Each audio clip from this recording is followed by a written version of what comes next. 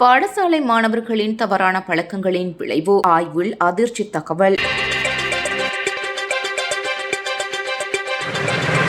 தவறான உணவு பழக்க வழக்கங்கள் காரணமாக நாட்டின் பாடசாலை மாணவர்களில் 12% அதிக எடையுடனும் 3% உடல் பருமன் பாதிக்கப்பட்டுள்ளதாக சுகாதார அமைச்சு தெரிவித்துள்ளது.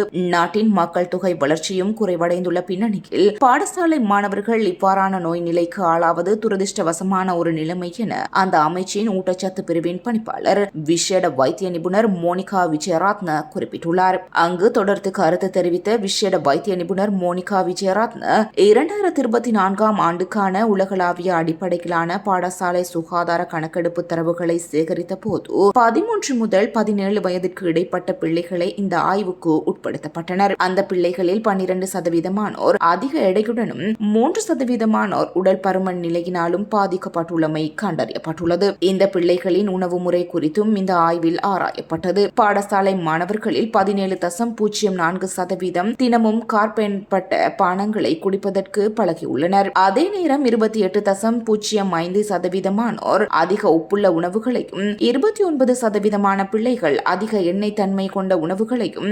41% பிள்ளைகள் அதிக சர்க்கரை கொண்ட உணவுகளையும் தினமும் ஒரு முறையாவது அல்லது அதற்கு மேற்பட்ட தடவைகள் உட்கொள்வதற்கு பழகியுள்ளனர். தற்போதுள்ள தரவுகளின்படி தமது மக்கள் தொகை வளர்ச்சி வேகமாக மிகவும் குறைந்த மட்டத்தில் உள்ளது. 1.9 ஆக இருந்த மக்கள் தொகை வளர்ச்சி வேகம் 1.3 ஆக வீழ்ச்சியடைந்துள்ளதாகவும் அவர் தெரிவித்துள்ளார்.